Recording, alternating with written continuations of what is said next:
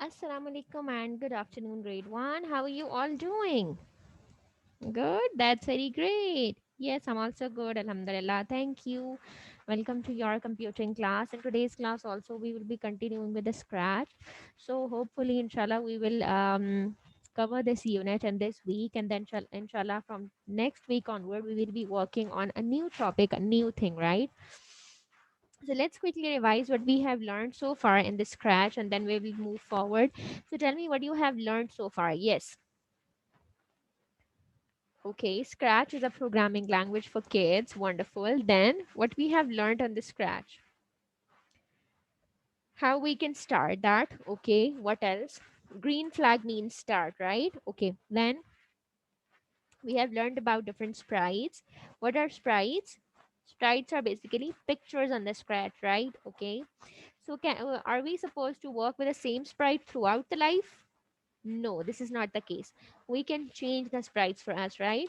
And we have a huge variety of lists. We have huge varieties from different areas. We can have from sports, we can have from food, we can have from fantasies, we can have from, yes, from different characters, some dancing characters, some musical instruments, etc., etc. So we can choose any sprite of our own choice. Similarly, we have this option so we can upload something from our computer, and the third option is that we can take our own picture from the camera and we can upload that as sprite as well, right? Okay, and we have learned all of it. Now let's move forward. The second thing that we have learned is that what are different blocks. So there are different blocks on the scratch basically, and we can change that blocks as well. And every block has a particular function, right? And when we click on that particular block, the sprite do that function, right? So how we can change that, how we can put together two blocks, and then how we can search for that, like in the last class we did this activity that we were having two blocks. We put them together, and when we click on that, the sprite did both of the activities together, right? So we have learned this as well. What else? We have learned that how we can save our work for later on activities, right? Okay, now I'm going to share the screen with you. I'll be opening scratch in front of you. We will revise this together and then we will do the today's activity. So this is scratch that I have opened for you.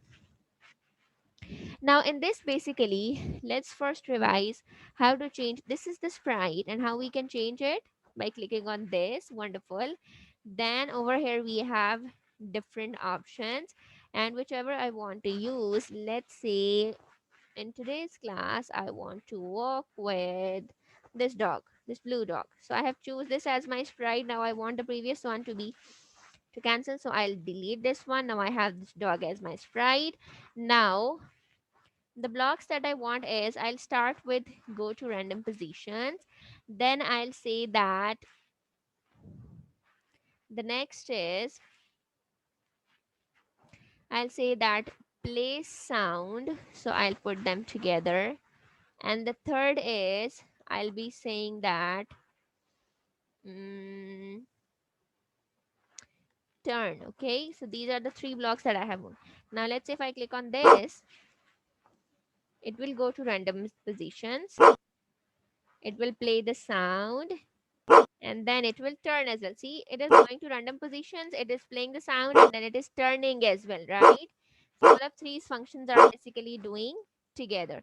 Now let's say if I want to change this front, the start program. Now this is the program that I have made, that I have ordered this sprite to do three things, right?